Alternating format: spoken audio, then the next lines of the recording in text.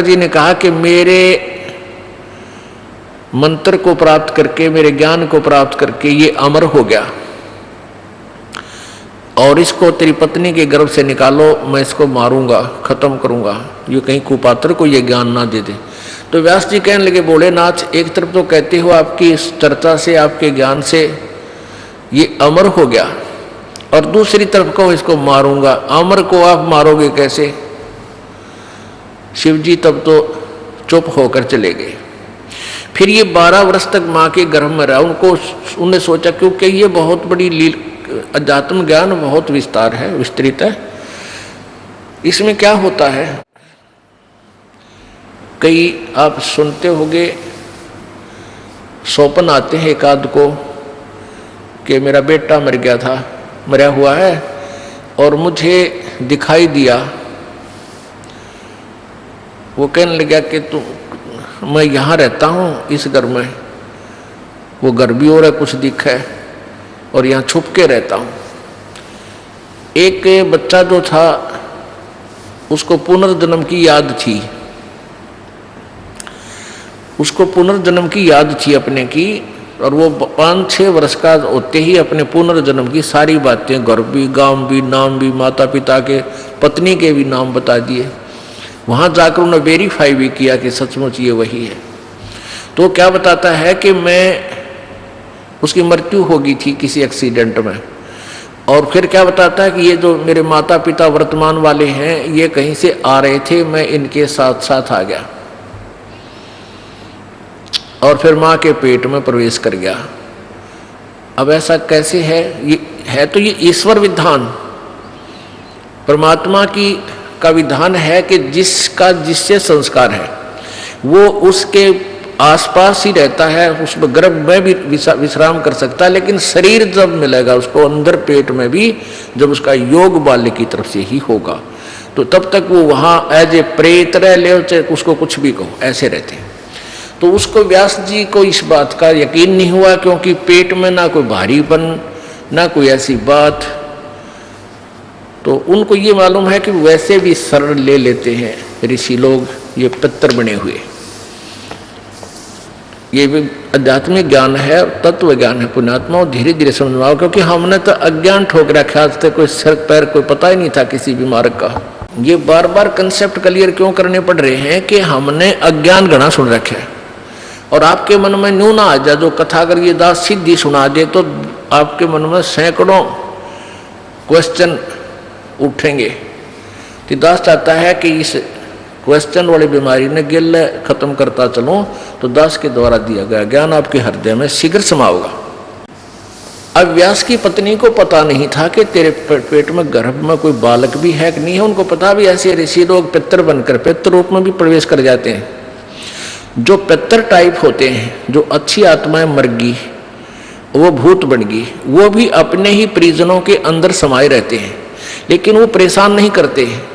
और जो दुष्ट टाइप मरते हैं वो चंडाल भूत होते हैं, वो प्रवेश करके फिर उनकी दुर्गति रखते हैं कि जब शराब पीने जी कर शराब पीते हैं, उसका नाश करा देते हैं, कोई कुछ और गलतियां करा देते हैं, कोई और बदमाशी भी करा देते हैं, बहन बेटियों की तरफ भी बकवाद करा देते हैं। तो इस तरह के वो नीच टाइप होते हैं। फिर वो उनका पता कुछ से का तो यहाँ आते हैं जब पता लगता है, क्योंकि यहाँ पितर सारे फिर फ्री होना पड़ेगा, उनको भागना ही पड़ेगा यहाँ से भगवान के दरबार। अब क्या है कि जैसे एक लड़की एक बेबे नाम ले रही थी अपना परमेश्वर कबीर जी का, और यहाँ से अपने घर गई मिश्री का प्रसाद, एक पड़ोस का बालक आ गया 8-9 वर्ष का, बच्चा ने देव थी वो भी आ गया, उसको भी दे दिया। अब वो प्रसाद खाते लड़का अपने घर चला गया, घर जाते दौरा आके गिर गया। अब वो पड़ोसी शर हो गए, पता नहीं इसने क्या खवा दिया हमारे बालक ताई, अर्तन मेरा छोरा मार दिया।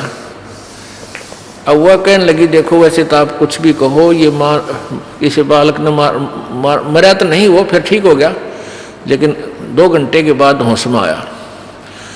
अब उस बहन ने बताया कि मैंने तो यही प्रसाद अपने बालका ती दिया था, यही आप क्या ती दिया था, इन्हें पूछ लो चाहे, मेरा कोई उद्देश्य नहीं। फिर उसने आके यहाँ बताया कि महाराज जी ऐसे ऐसे हमने उस लड़का था पड़ोस में, उसने प्रसाद दे दिया, उसको दौड़े आगे और मेरी तो जान न साका कर दिया उन्हें। तो इसलिए हमने मना कर रखा किसी को ये प्रसाद मत दो, क्योंकि वो क्या था कारण कि वो प्रसाद देने से उसमें प्रेत विद्यमान था, उन्हीं का कोई पत्थर था, और वो प्रसाद खाने से परमात्मा की वाणी से उसमें वो चार्ज हो रहा था। प्रसाद उसी को कहते हैं। जैसे भगवान शंकर जी के शिव जी के वचनों से वो गंदा अंडा चार्ज हो गया, वो उसमें फिर दोबारा से चेतनता आएगी, स्वस्थ हो गया। तो इस भगवान के वचनों से, वाणी से आप यहाँ आते हो, आपको कोई बीमारी है छोटी मोटी, तो इन वचनों से, सत्संग से भी राहत मिलनी शुरू हो जाती है। और अंदर बच्चा भी कोई ऐसा गड़बड़ वाला हो तो भी स्वस्थ होना शुरू हो जाता है। ठीक है, हम तो दास हैं, फिर भी हमारी कथा परमात्मा ही की सुना रहे हैं। तो इस तरह ये बहुत लाभ देता है। आप बालक को, डॉक्टर को पता होता है कौन सी मेडिसिन और इसको कहाँ असर कर रही है। तो वो क्या था, मैंने उसको बताया बेटी उसमें प्रेत था, अरे प्रसाद खान दे उसका लागे लठ, वो छोरे मत निकलना नहीं चाहा था, वो इस तरह बेहोश हो गया, फिर वो छोड़कर उसमें से निकलना पड़ा, फिर वो लड़का होश में आ गया। तो ऐसी गलती मत करो, तुम बदनाम भी हो गए। उनको कोशिश करो फिर समझाने की, नाम दिलाने की अपने मित्रों को, भाई बहनों को, पड़ोसियों को, क्योंकि मालिक के दरबार में फिर ये नहीं रहते। तो कहने का भाव दास का ये है कि ऐसी स्थिति में सुखदेव जी उसके गर्भ में पहुंच गया, और गर्भ धारण चाहे 10 दिन बाद हुआ हो, शरीर तैयार होना शुरू हुआ, फिर वो उसमें प्रवेश कर जाते हैं। शरीर जब बनना शुरू हुआ माता पिता का योग से, तो उसमें फिर वो जो शरीर में अंग कुछ ऐसी भी होता है कि महीने 2 महीने 20 दिन के बाद भी प्रवेश कर जाती हैं, जो आत्मा सिद्धि युक्त होती है, ईश्वरीय शक्ति युक्त होती है। जैसे एक बहुत से प्रमाण हैं कि एक ये बताते हैं ना, एक 1000 वर्ष तक जीवित रहा। वो क्या करते थे, भक्ति करते रहते और अपने प्राणों को रोक कर रखते, समाधिस्थ रहते, 10वें द्वार पर श्वास रोक लेते हैं काफी समय तक। तो इस प्रकार उनकी आयु बढ़ जाती है, लेकिन शरीर की नहीं बढ़ती। वो शरीर नष्ट होता दिखा, वो छोड़ दिया। वो क्या, कई कुछ ऐसे कबीले हैं जो जल प्रवाह कर देते हैं, अपनी कोई मृत्यु को प्राप्त हो जाता है बेटा या बेटी, तो वो क्या करते थे ऋषि, कोई युवा शरीर आ रहा होता है ऐसे बहता हुआ, तो उसमें प्रवेश कर जाते हैं। या जैसे कोई उठा कर ले जा रहे हैं, मृत्यु जवान लड़का मर गया, उसको सुहा करने जा रहे हैं, और वहाँ जाकर के वो सिद्ध पुरुष देख लेता है, अपना शरीर छोड़कर वो घूमता रहता है। युवा लड़का देखा, उसमें प्रवेश कर गया, फिर वो कई कहते हैं भाई वो तो जीवित हो गया, तो वो वहाँ उठकर वापस आ जाते। कुछ एक का वैसे भी संस्कार ऐसे हो जाते हैं कि वो वैसे भी स्वयं भी जीवित हो जाते। तो ऐसे वो ऋषि लोग क्या करते थे, उस युवा शरीर में प्रवेश करके अपने फिर साधन करने के लिए निकल जाते थे। ऐसे काफी समय तक ये एक सिद्धि होती है जो दूसरे में प्रवेश कर सकता है। तो इस प्रकार ये आध्यात्मिक ज्ञान आपने समझना है। अब सुखदेव ऋषि 12 वर्ष का हो गया, मां के गर्भ 12 वर्ष तक बाहर नहीं आया। अब ब्रह्मा विष्णु महेश दोनों आए, और तीनों आए, ब्रह्मा विष्णु महेश तीनों ने आकर कहा कि व्यास की पत्नी, आपके गर्भ में एक बालक है, उसको हम 2 बात करना चाहते हैं। वो 12 वर्ष से आपके गर्भ में बाहर नहीं आ रहा। तब उसकी व्यास की पत्नी ने कहा कि मुझे तो ऐसा आभास ही नहीं हो रहा कि मेरे पेट में बालक है। तब व्यास उसने शंकर भगवान ने कहा कि मैं उस दिन आया था, ये उसी दिन के बाद कुछ दिन के उपरांत इसने तेरे पेट में शरीर धारण कर लिया है। तब उन्होंने वार्ता की सुखदेव से। ब्रह्मा विष्णु महेश ने कहा कि सुखदेव बाहर आजा महात्मा भक्त, अब 12 वर्ष तक माँ बच्चों को गर्भ में रखेंगी, ये हमारी परंपरा बिगड़ रही है भाई। 9 महीने मुश्किल हो जाते एक माँ ने बच्चे को पेट में रखना, और ये कि तूने तो रिवाज बदल दी हमारी। 12 वर्ष तक अगर पेट में सारे रहने लग गए तो समस्या पैदा हो जाएगी, तू बाहर आ जा। अब सुखदेव ऋषि बोला, कि भगवान आप बाहर आते ही आप हमें अचेत कर देते हो, फिर हमें कुछ भी शुद्ध नहीं रहती।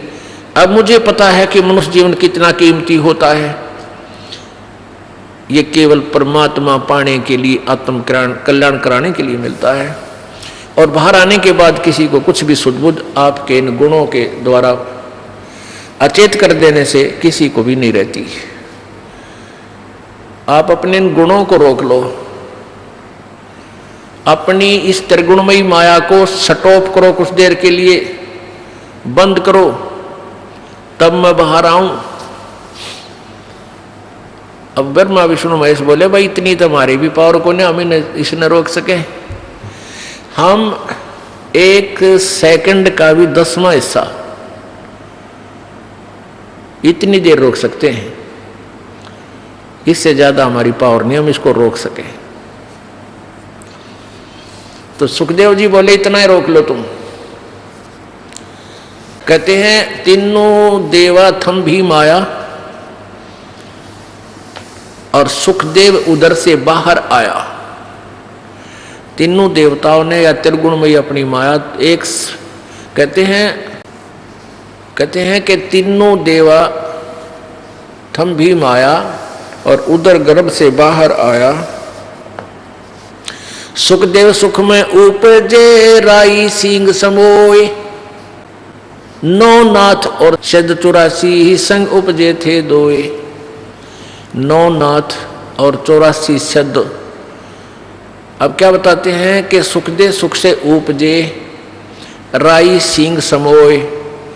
अब जैसे भैंस के सींग पर या गाय का सींग जैसे ऐसे खड़ा है, सींग के ऊपर और राई रख दे, सरसों जैसा दाना होता राई का। ये पहले ऐसे ही एग्जाम्पल होया करते, इस तरह की ही जो है ना कथाएं होती थी, इस तरह की कहानियां होती थी। तो क्या कहा था भगवान, इन तीनों भगवानों ने कहा था कि इतनी देर हम माया रोक सकते हैं अपनी त्रिगुणमयी माया, जब जैसे भैंस के या गाय के सींग पर राई दर दे और जितनी देर वह राई रुके, यानी बस ये समझ लो इतनी देर। सुखदेव सुख में उपजे राई सिंह समोए, 9 नाथ और शद 84 संग उपजे थे दोए। अब जब इन तीनों देवताओं ने इतनी देर माया रोकी थी, अपनी त्रिगुणमयी माया, अपने इन गुणों को स्टॉप किया था, इससे ज्यादा रोक नहीं सकते, इनको बहुत प्रेशर है। तो उस समय कहते हैं 94 बच्चों का जन्म हुआ था। उस समय 94 बच्चे जन्मे थे। उस मुहूर्त के, उस फ्रिक्शन के उस सेकंड में उनको भी चेतना रह गई थी मालिक के पाने की। तो उनमें से 9 तो नाथ बन गए, 84 शद कहलाए, और जो 94वां था यो सुखदेव।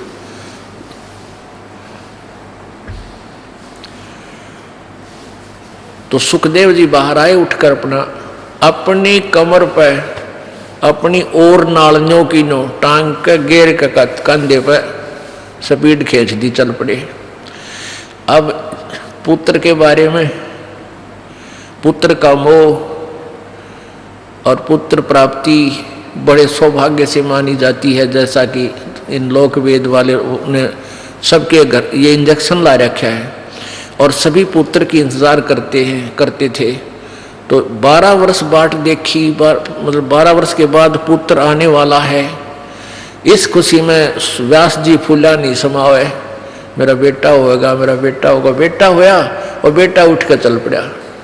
तो व्यास ने कहा, अरे पुत्र, ए पुत्र, अरे एक बार शकल तो दिखा दे निकम्मे, तू चाल पड़ा। तेरे लिए मैं 12 कितने दिनों से पटक रहा था, मैं हमारा पुत्र नहीं हुआ, क्या कोई बालक नहीं हो रहा था। तब पीछे से ही कहता है वो सुखदेव, एक लेवा एक देवा दूतम, कोई किसे का पिता नहीं पूतम, ऋण संबंध जुड़ा एक ठाठा, अंश में सब 12 बाटा।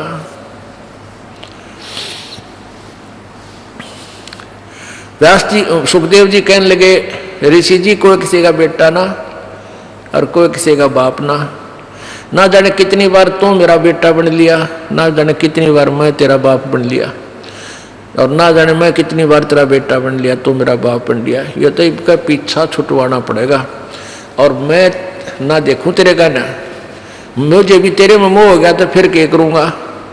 इसलिए ऐसे ही निकल गया, आकाश में उड़ गया थोड़ी दूर जाके। क्यों? व्यास पीछे पीछे चल रहा था, बेटा आ जा बेटा, एक बार। अब उसने आकाश में उड़ गया।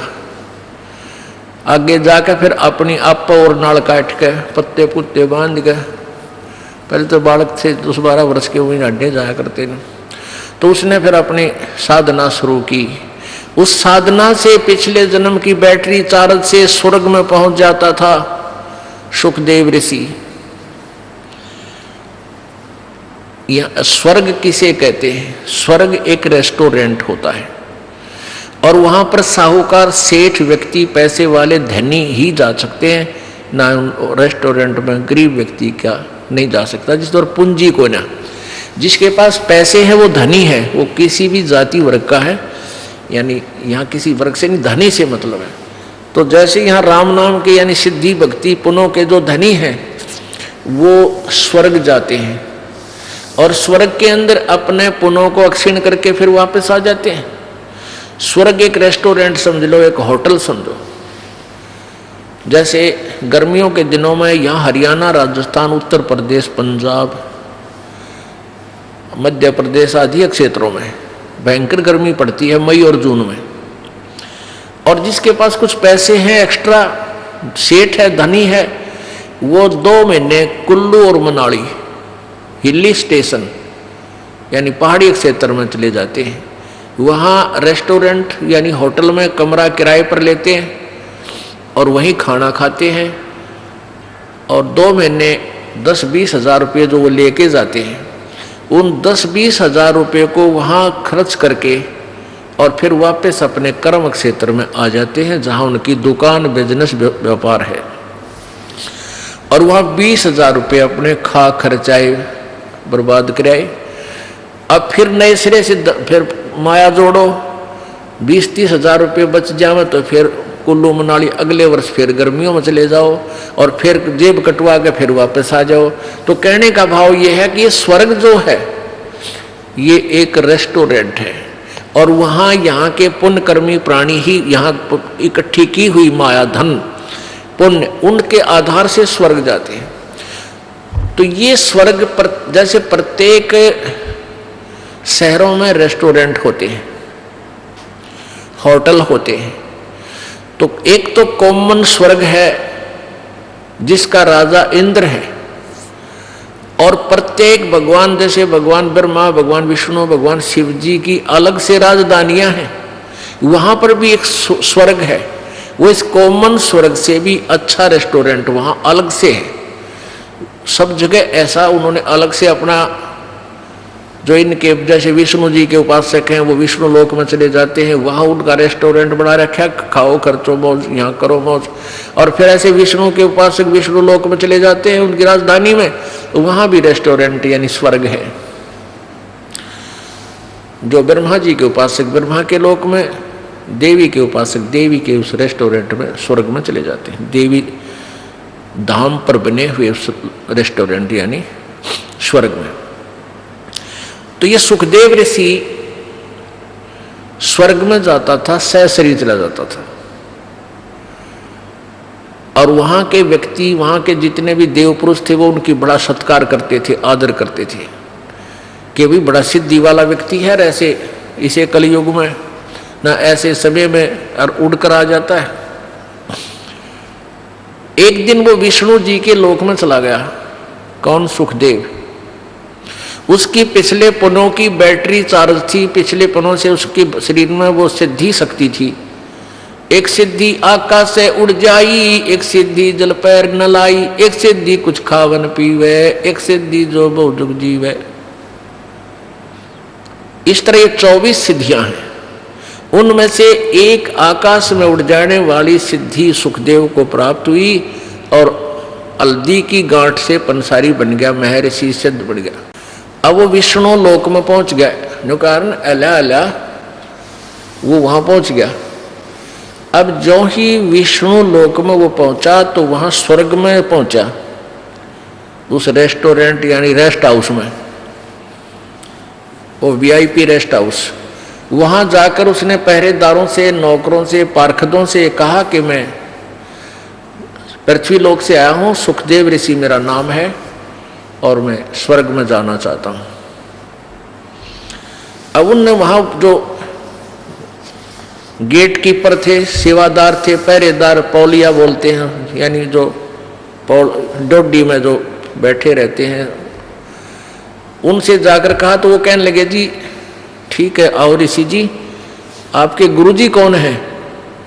अब वहां जाकर पता चला इनको,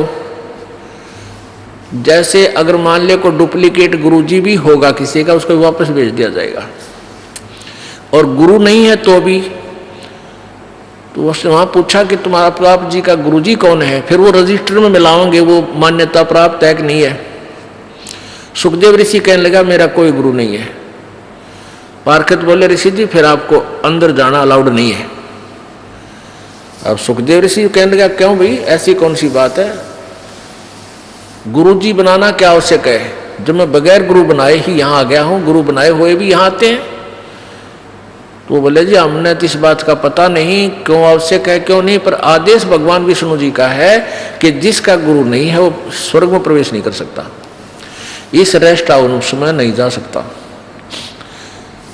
सुखदेव बोला भाई मैं भी ये बैठ गया यहाँ पर और कह दो भगवान ने मैं स्वर्ग में जाऊंगा। नहीं मेरी बात कराओ, तुम अपने घर से बना रखी तुमने ये बातें, या मेरी बात कराओ भगवान से। वो पर जो पहले वो नौकर थे, सेवक थे, दास थे, वो गए भगवान के पास के प्रभु एक सुखदेव नाम के ऋषि आए हैं पृथ्वी लोक से, उनका कोई गुरु नहीं है और वो अंदर जाने की जिद कर रहे हैं, हठ कर रहे हैं। हमने आपका आदेश भी सुना दिया पर वो मान नहीं रहे हैं, वहीं बैठे हैं। तो विष्णु जी ने कहा यहाँ लाओ बुला के। अब जो बुलाकर ले गए ऋषि जी को, अब देखो पुण्यात्मा, सुखदेव ने सोचा तो नहीं था कि भगवान मैंने शाबाशी देंगे, कि वाह बेटा वाह कमाल कर दिया ऋषि जी, तूने तो बड़ी कमाई करी, बड़ा उत्तम बच्चा है तू, तो बड़ा खुश होंगे और सीने से लगाएंगे, बहुत अच्छी आत्मा है, सतगुण युक्त भगवान है। अब जब वो सामने खड़ा हुआ सुखदेव ऋषि, तो भगवान विष्णु ने कहा भी यहाँ किस लिए आया ऋषि जी, कारण बता यहाँ आने का।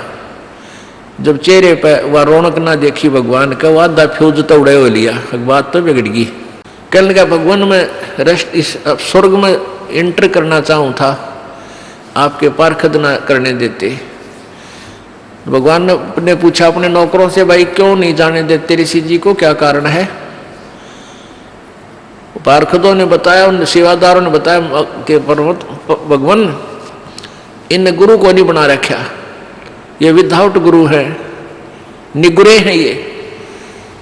तो भगवान विष्णु बोला अरे सुखदेव तेरी मति मारी गई, तने कोई गुरु नहीं बना रखा। अगर नहीं भगवान कि जाओ और गुरु धारण करो और फिर यहाँ आओ बेटा, क्यों नहीं रस्ट तुझे स्वर्ग में रखेंगे, बगैर गुरु के यहाँ आ नहीं सकता, ये नियम है भगवान, अध्यात्म नियम है। अब सुखदेव कहता है कि भगवान उस पृथ्वी लोक पर मेरे तुलना में मेरे बराबर कोई संत ऋषि नहीं है, मैं किससे को गुरु बनाऊं। अब विष्णु जी बोले भाई यह भी तेरी कमजोरी है, यह भी कमजोरी है तेरे अंदर, यह भी एक निकम्मापन बोल रहा है जब तू अपने आप को इतना महान बना बैठा। एक बुढ़ा एक डॉक्टर के पास गया, अब अस्थि पिंजर सा रह रहा, बूढ़ा कति कमजोर, हड्डी चाम सूख गया, मांस सूख रहा। डॉक्टर से कहने लगा डॉक्टर जी मैं जब खड़ा होता हूँ मुझे चक्कर आवे, चक्कर से आते हैं। तो डॉक्टर ने देख लिया अस्थि पिंजर रह रहा बूढ़ा, ने बोला बाबा जी तेरा कमजोरी है, यानी शारीरिक वीकनेस है, यानी आपका शारीरिक कमजोरी है, ताकत को न रही, बुढ़ापा आ गया। कहने लगा मेरी पिंडियां में दर्द हुआ है, पिंडी भड़के हैं, यानी पिंडलियों में पीड़ा रहती है, डॉक्टर बोला कमजोरी है। ने बोला कट दुख है डॉक्टर जी, कमर में दर्द रहता है। डॉक्टर बोला कमजोरी है। और बूढ़ा छोम आ गया, गुस्सा हो गया। बोला तू डॉक्टर है गम चक्कर है, एक के बाद जाना है कमजोरी है कमजोरी है, और भी क्यों लाल हो गया। डॉक्टर बोला बाबा यह भी कमजोरी है, क्योंकि कमजोर आदमी ने गुस्सा गणा है। जिसमें शारीरिक बल नहीं होता उसमें क्रोध भी गणा हो से, तो यह भी एक कमजोरी है तेरी के लक्षण है। तो उस समय भगवान से विष्णु ने कहा कि यह भी तेरी कमजोरी है सुखदेव, जो तू अपने आप को एक मान मान रहा है। अरे महान तो एक का है संसार में, वो परम पिता, और दूसरा अपने आप को इतना अंडी मान है, वो निकम्मा आदमी है, घोर निकम्मा, और निकल जाए यहाँ से।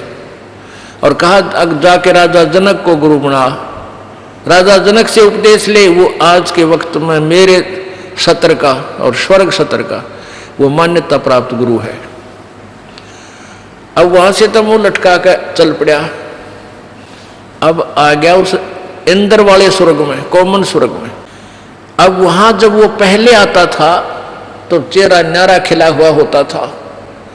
उस दिन गया था मुंह लटका हुआ था। अब वहां बैठे देवताओं ने पूछा कि आओ महात्मा जी, महर्षि जी, आज किस टेंशन में हो आप, क्या चिंता है आपको। अब सुखदेव ऋषि कहने लगा भाई महापुरुषों चिंता का तो कमी ना रही चिंता की। तो मैं ऐसे ऐसे विष्णु जी के पास गया था भगवान के लोक में, और वहां मुझे स्वर्ग में रहने से मना कर दिया। भगवान विष्णु जी ने भी मना कर दिया। लेकिन वो देवता कहने लगे, दूसरे जो वहां स्वर्ग में के वासी थे, कहने लगे सुखदेव सच्ची बात बता, तूने के गुस्ताखी कर रखी है। भगवान विष्णु वो तो बड़े खुश होते हैं, देवताओं को सीने से लगाते हैं, ऋषियों को भक्तों को सबको प्यार देते हैं। तो अपनी नालायकी बता के गलती करे, गड़बड़ कहाँ है। तो भगवान ने क्यों मना किया आपको वहां रहने से। तब सुखदेव ऋषि कहता है कि भाई मैंने गुरु ना बना रखे, मैंने गुरु धारण नहीं कर रखा। तो वहां जितने भी कागभूषण या दूसरे ऋषि थे, नारद जी या दूसरे संत देवता बैठे थे, कहने लगे ऋषि जी तुमने तो जुल्म कर दिया। ओहो, अरे हम तो आपको बुद्धिमान व्यक्ति मानने थे, शायद आपने गुरु धारण कर रखा होगा इसलिए यहाँ आते थे। आगे से यहाँ भी आपको हम अच्छी दृष्टि से नहीं देखेंगे अगर आपका गुरु नहीं होगा तो। तब वो कहने लगे भाई आज तो चलो कोई नाम ना ले, वह पिछला पुण्य है, जब तक तो ये बैटरी चार्ज रहेगी, सुख भी रहेगा, घर में भी सुख रहेगा, सारे ठाठ नजर आएंगे। जिस दिन ये पुण्य समाप्त हो जाएंगे और फिर पाप कर्म का जब गिरडा फिरेगा, पापों का जब चक्कर चलेगा, तब भाई 84 लाख योनियों में कितने गधे बने पाओगे। जो ही उन्होंने कहा कि 84 लाख योनियों में अगर गुरु लेकर के पुण्य बैटरी चार्ज नहीं की, गुरु से उपदेश नहीं लिया, गुरु नहीं बनाया, तो अगले जन्म में गधे की योनि में भी जा सकते हैं। तो एक आधा सख्त बोलनिया भी होता है, कहने लगे सुखदेव या 2 दिन के सोच ले, तेरी सिद्धि चार्ज हो रही है बैटरी, या खत्म हो जाएगी फिर गधा बनेगा। अब जो ही उन्होंने कहा कि गधा बनेगा तो उसको अपना पिछले जन्म पूर्व जन्म की एक कथा याद आ गई, एक जीवन याद आ गया कि उसमें वो अंधा बना हुआ था, गधा बना हुआ था और गधा भी अंधा। तब सुखदेव ऋषि ने कहा कि ओहो आप बात तो सही कह रहे हो। एक बार मैं गधा की योनि भोग रहा था और अंधा हो गया। मेरे मालिक कुमार ने मुझे त्याग दिया, 2 मारे लठ और कर दिया जंगल की ओर। तो मैं चल पड़ा एक पगडंडी पर, चलता चलता चलता चलता दूर जंगल में चला गया। वहां एक थोड़ा सा नाला था, उस नाले में मैं गिरने लगा। मैंने अगले पैर जब जाने लगे, मैंने थोड़ा सा आगे को भागना चाहा, इतने में अगले पैर आगे से जा टिका अगले किनारे पर, पीछा टिक गया पिछले किनारे पर, पुड़ी बन गई मेरी, फिक्स हो गया, नीचे पैर टिके नहीं।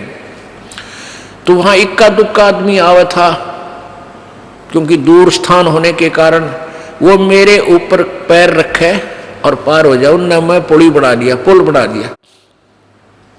और 1 हफ्ते तक 10 दिन तक मैं भुगत कर मरा। अब जाऊंगा और मैं तो गुरु धारण करूंगा। अब परमात्मा कबीर परमेश्वर जी के ज्ञान से परिचित होने के बाद आदरणीय गरीबदास साहिब जी क्या कहते हैं, भाई सुखदेव ने 84 भुगती बना पजावे खरवो, तेरी क्या बुनियाद प्राणी तू पेंडा पंथ पकड़वो। सुखदेव ने 84 भुगती बना पजावे खरवो। ओह, कि सुखदेव जैसे ऋषियों ने भी 84 लाख योनियां भोगनी पड़ी। और पजावा होता है जैसे ये कुम्हार मटके बनाए हैं, पकाते हैं, फिर वो ऊंचा होता चला जाता है, तो वहाँ गधे के द्वारा ईंटें भी पकाते हैं। उसमें पजावे में ईंटें पकाते हैं और मटके भी पकाते हैं। तो वो उसकी राख से ऊंचा होता चला जाता है, बहुत ऊंचे, तो फिर वो ऊपर ही बनाना शुरू कर देते हैं। और नीचे से गधे के ऊपर थैला डाल के नीचे ते कच्ची ईंट डाल के ऊपर ले जाते हैं। वहां जाते ही पक्की ईंट डाल देते हैं, कच्ची उतारते ही, और उनको नीचे ले आते हैं। यहां बताना चाहते हैं कि सुखदेव ने 84 लाख योनियां भोगनी पड़ी जो सत साधना नहीं कर रहे हो तुम। और बना पजावे खरवो, खर माने गधा, और तेरी क्या बुनियाद पराड़ी तू पेंडा पंथ पकड़वो। आपकी क्या बुनियाद है, आपकी क्या औकात है, आप वो रास्ता पकड़ो। पेंडा माने रास्ता, पंथ। अपने आत्माओं थोड़ा सा सावधानी से सुना करो सत्संग में। ये बात कहने सुन की ना, ये कर पाड़न की है। ये कोई कथा नहीं, हम कोई कथावाचक नहीं है। हम आपके ये इंजेक्शन ला रहे हैं, और जो इस इंजेक्शन की दवाई ना अंदर नहीं जान दोगे, कान नामक है, इंजेक्शन लगते हैं ये, और तुम कान ठीक नहीं रखोगे, इंजेक्शन की औषधि बाहर गिर जाएगी। वो लाभ के देगी आपको, क्यों दो, यहाँ किस लिए आए, फिर आपको लाभ क्या होगा। ये मानव शरीर सदा नहीं रहेगा, और इस मानव शरीर का उद्देश्य क्या है वो आपको सत्संग से ही पता चलेगा। समाज में तो आपको जितना ज्ञान था वो आपको पता है, केवल रोजी रोटी पेट भरने के धंधे तक ही वो आपको ट्रेनिंग देते हैं। अब इस कथा से आपको हर तरह से शिक्षा मिलेगी। तो क्या फिर सुखदेव ऋषि ने उन ऋषियों से कहा कि महात्माओं बात तो आपकी ठीक है और गुरु भी बनाऊंगा, लेकिन भगवान ने तो एक और समस्या पैदा कर दी। अब वो ऋषि बोले, वो देवता बोले वहां के, कहने लगे सुखदेव पहले तो तने बोलने का बेरा नहीं। अरे भगवान समस्या पैदा करते हैं कभी, और तो उनको समस्या मानता, जो भगवान तुझे कोई वचन बताए होंगे, कोई ज्ञान दिया है, उसको तू समस्या कहता है। अब उसने क्या कहा कि भगवान ने एक समस्या और मेरे सामने खड़ी कर दी। वो देवता बोले क्या खड़ी कर दी भाई, ऋषि जी बताओ। कि भगवान ने कहा है कि राजा जनक से नाम ले, उनको गुरु धारण कर। अब क्या कहता है वो सुखदेव ऋषि, ठीक है अच्छी आत्मा भी थी, सिद्धि भी थी, पिछले पुण्य भी थे, लेकिन शिष्टाचार और अभिमान, शिष्टाचार नहीं था, अभिमान का भरा पड़ा था। और अभिमान इस प्राणी को किसी भी प्रकार का हो, वो भगवान से कोसों दूर रखता है। अभिमान और भगवान का खड़ा एक्सीडेंट है। जिसके अंदर जरा सा भी अहम है, अभिमान है, भगवान निकट नहीं आ सकता। ठीक है जैसा कर रहा है वो दे देगा तेरे को वैसा ही, लेकिन मालिक नहीं मिलेगा। अब क्या अभिमान था, जनक विदेही राजा भाई, कैसे शीश निभाऊं जाई। राजा जनक गृहस्थी भाई, कैसे शीश निभाऊं जाई। सुखदेव बोले वचन विवेका, हम स्त्री का मुख नहीं देखा। राजा जनक गृहस्थी भाई ही, कैसे शीश निभाऊं जाई। अब यहां बात बिगड़ी हुई, सारे इस यहीं तक सीमित है सबकी बुद्धि। अब जिसने घर त्याग दिया वो कर्म सन्यासी हो गया।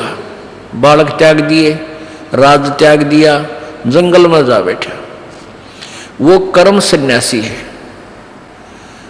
और जो बाल बच्चों के साथ या घर पे रहता है वो कर्म योगी है। तो जिसने कर्म सन्यास कर दिया यानी जंगल में चला गया और ब्रह्मचारी रह गया, बाल ब्रह्मचारी बचपन से, तो वो तो फिर जमाए कति अकड़ पाड़ी जाए, तेरा जैसा कोई सहे कोई ना। वो इससे बात मैं टीटी पागले है कि मैं ब्रह्मचारी हूँ, मैंने स्त्री ग्रहण नहीं की है। तो ये सुखदेव में ये अवगुण और था कि मैं बाल ब्रह्मचारी हूँ, मैंने स्त्री का मुंह भी ना देखा, राजा जनक का कई रानी है और उसको गुरु कैसे बनाऊं, वो तो गृहस्थी आदमी है। इसके लिए परमात्मा का विधान बताता है, केले की कोपीन है जो फूल पान फल खाही, नर का मुख नहीं देखते जो बस्ती निकट ना जाई, वो जंगल के रोज हैं जो मनुष्यों विद के जाई, निस्तिन फिरे उजाड़ में नो परमात्मा पावे नाही। अब क्या कहते हैं भाई, एक व्यक्ति कह रहा था ना, बोला वहाँ ऋषिकेश तो ऊपर एक जंगलों है में एक ऐसा महात्मा रहता है, शरीर पर नी वस्त्र रहता, कोई कपड़े नहीं रखता, ना खाना खाता, फूल पत्ते खाकर अपना साधना करता है और लंगोट की जगह कर केले के पत्ते बांध रहा है। और भाई एक दिन बस ने थोड़ी सी कसर रहेगी, उनके उसके दर्शन ना हुए। जो ही मैंने उनकी तरफ दृष्टि की, उनका मुंह बैक हो गया और वो भाग के गुफा में जा बड़े की तो गहरे, और जब दर्शन हो जाती है तो बेड़ा पार हो जाता है। अब इसके विषय में कहते हैं, परमात्मा का विधान बता रहा है कि केले की कोपीन है, लंगोट पर्दे पे, यानी इतने त्यागी वैरागी समझते हो, लगते हैं तुम्हें। केले की कोपीन है, पान यानी पत्ते, फूल और फल खाही, और आदमी का मुख नहीं देखते। कहते वो महात्मा आदमी के निकट ना आता, अंदर घुस जावे, महापुरुष पड़ा है। कहते नरक का मुख नहीं देखते जो, और बस्ती निकट ना जाही, गांव के आसपास नहीं जाते हैं मांगने। वो जंगल के रोज हैं, ये नील गाय होती है ना, जो आदमियों ने देख कर, पहले ये नील गायें आदमी को देखो भाग लिया और फड़क गए। ये थोड़ा फर्क पड़ता जा रहा, जंगल रहे कोई ना, ये जहाँ की तो बाज बूझ के थकले हैं बेचारी, फिर ये इतना पहले वाला स्थिति नहीं रही। तो पहले ये आदमी दिखते भाग को पूरे लाइन की लाइन बढ़ जाती थी जंगलों में। तो परमात्मा उन साधकों को, परमात्मा का विधान, उनकी अमरवाणी बताती है कि वो तो जंगल के रोज है, जो आदमियां तो बेदक का बाजे डर के, और ऐसे निस्तन फिरो उजाड़ में, वो जंगल में चाहे दिन रात धक्के खाते रही हो, नो परमात्मा पावे नहीं, उसके पाने की विधि न्यारी है। फिर क्या बताते हैं, डेरे डांडे खुश रहो ये खुसरे लेना मोक्ष, ध्रुव प्रहलाद पार हो गए फिर डेरे में क्या दोष। डेरा माने गृहस्थी। अब क्या बताया परमात्मा की अमरवाणी क्या बता रही है, सच्चिदानंद की घन की वाणी में विस्तार से कहे गए सारे ज्ञान, तत्व ज्ञान, जो गीता जी अध्याय नंबर 4 के श्लोक 32 में कहा, जिसके विषय में कि डेरे डांडे खुश रहो, अपने घर में गृहस्थी में आनंद से रहो, खुश रहो। यदि कोई न्यू कह है कि बालक शादी ना कराने से ही मोक्ष होगा, उसकी यह अज्ञान सिद्धांत है। भाई ध्रुव प्रहलाद को तुम पार मानते हो तुम्हारे विधान से कि ध्रुव प्रहलाद पार हो गए, और ध्रुव प्रहलाद दोनों ही घर में थे, गृहस्थी थे, इनने ब्याह करवाया, इनके बालक हुए और ये पार हुए। फिर ब्याह करवाने में यानी गृहस्थी में दोष क्या है, तरी कुछ बुद्धि से काम लो। और यदि तुम समझते हो कि भी शादी ना कराने मात्र से, यानी स्त्री संग ना करने मात्र से ही मोक्ष है, तो तुम्हारा नंबर तो बहुत देर तक आता। ये यानी ये खुसरे नपुसंक, ये तो पहले पार हो जाते तुम्हारे से। केवल एक इसी सत्र को, इसी लेवल से तुम अपने आप को सुपीरियर मानते हो, तो तुमसे सुपीरियर तो ये हिजड़े हैं। बचपन से ही चाहते हुए भी इनमें विकार नहीं हो सकता और तुम तक तक काम बिगाड़ सकते हो।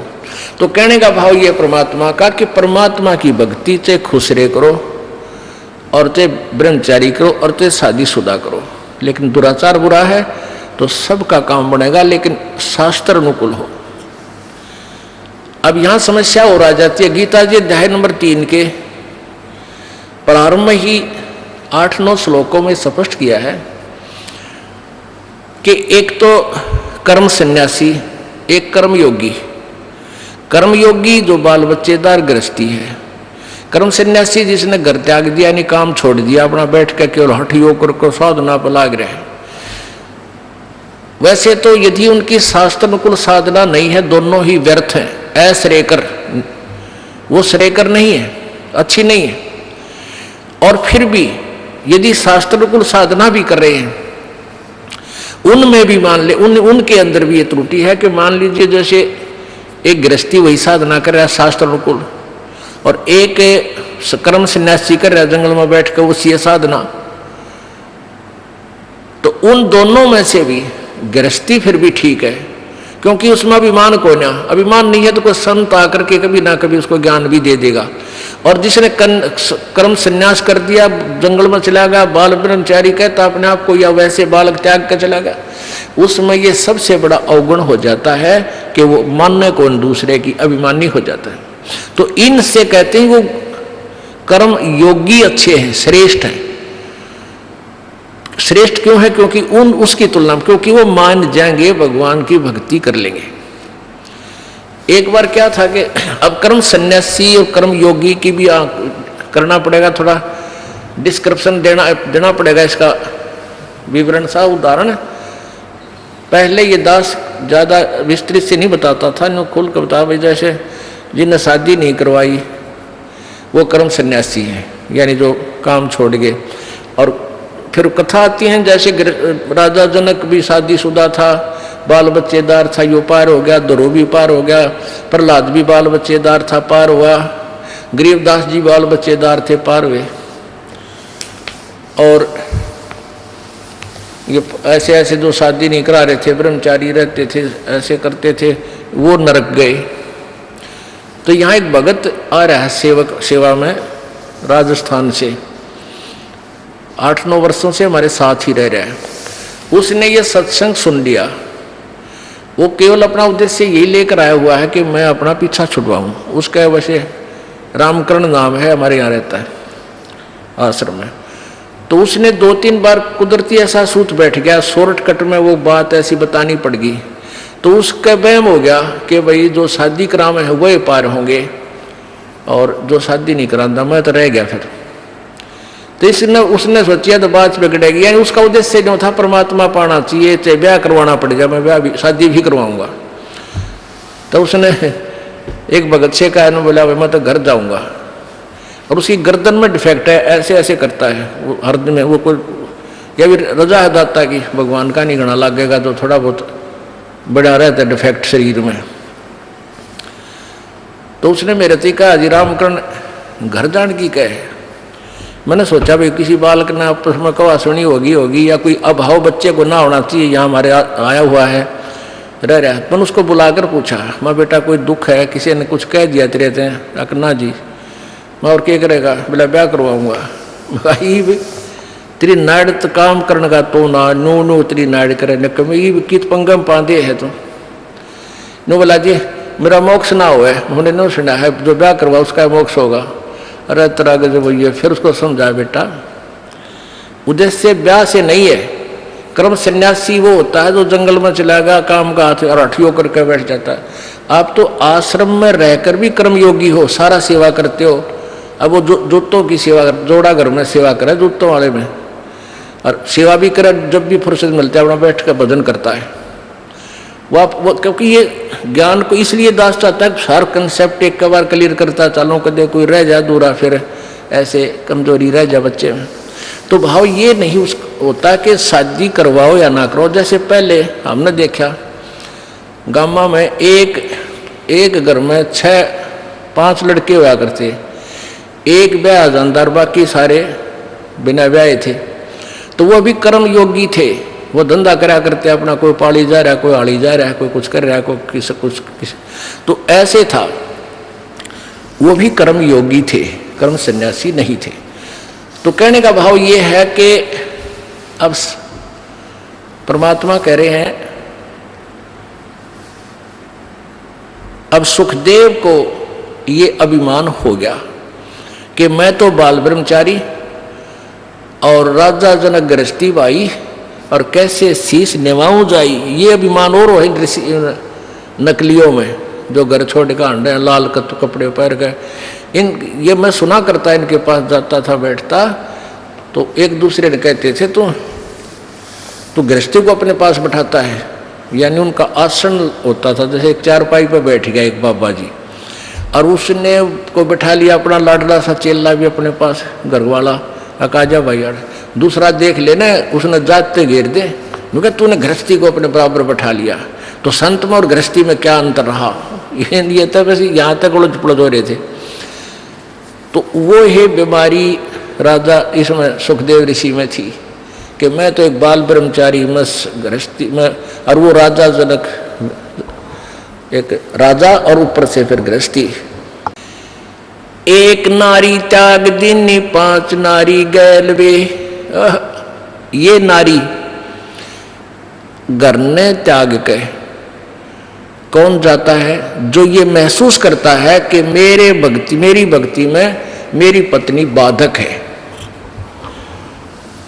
और वो घर त्याग कर जंगल में चला गया। तो परमात्मा का विधान बता रहा है, एक नारी त्याग दीनी 5 नारी गैलवे, पाया ना द्वारा मुक्ति का सुखदेव करी बहु सैलवे।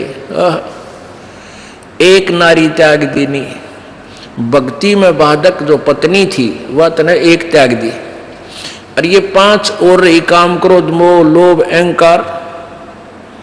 ये 5 नारी यानी भक्ति बाधक तेरे संग में गैल वे, और पाया ना द्वारा मुक्ति का सुखदेव करीब सैल वे। सैल सपट्टे बहुत करे, सैर, सैल माने सैर, कदे स्वर्ग मर, कदे दूसरे स्वर्ग मर, कितने सैर सपट्टिया मर, कहते न्यू मालिक ना मिलता।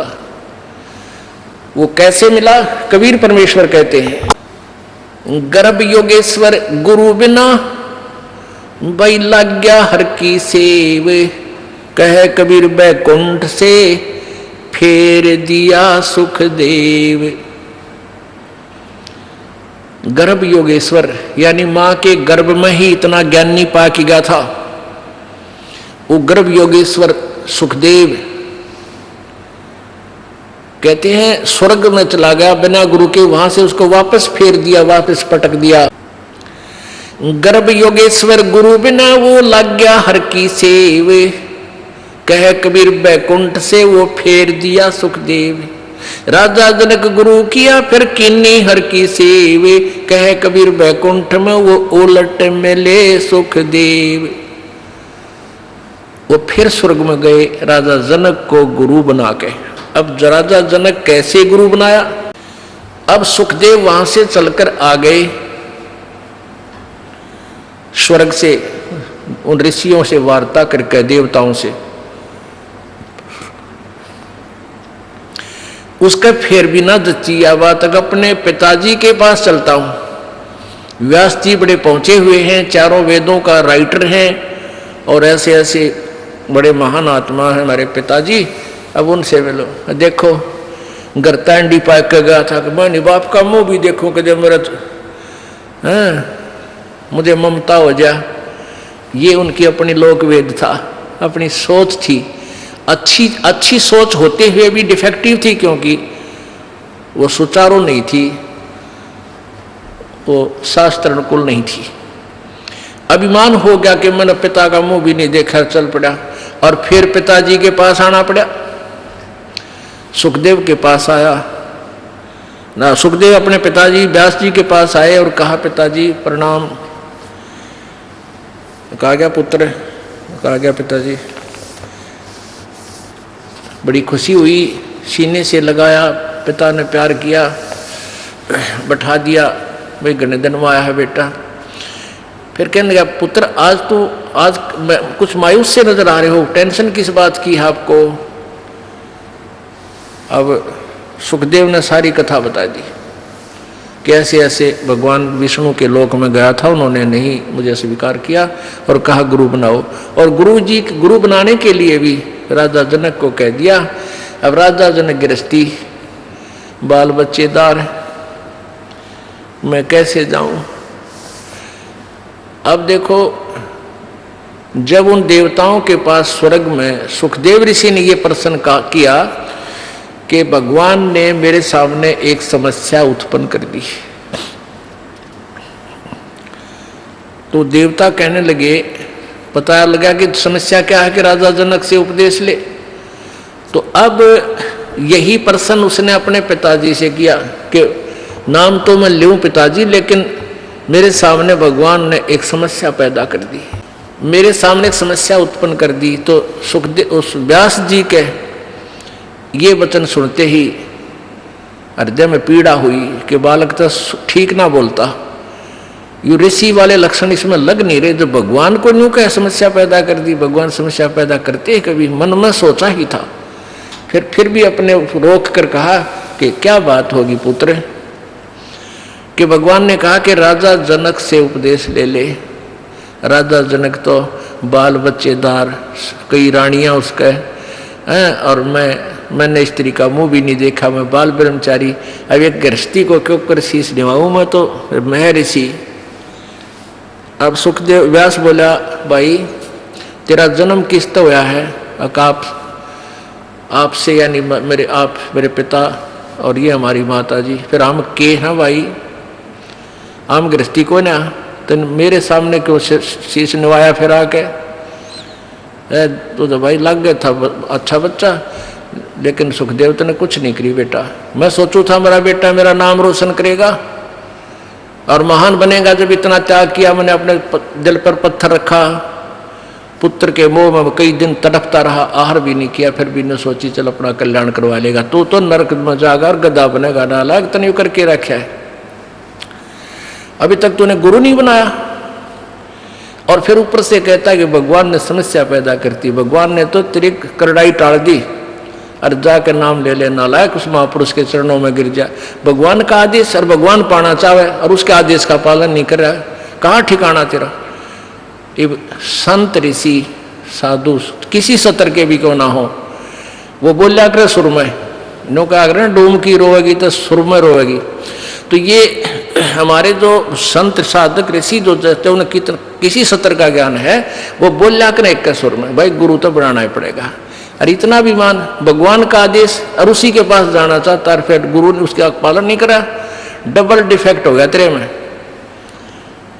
अब और विकल्प ना देख के अब पहुंचा सुखदेव ऋषि राजा जनक के पास, के बाद तो बिगड़ गई, क्योंकि उसका उद्देश्य तो राम परमात्मा पाना, कल्याण कराना ही था।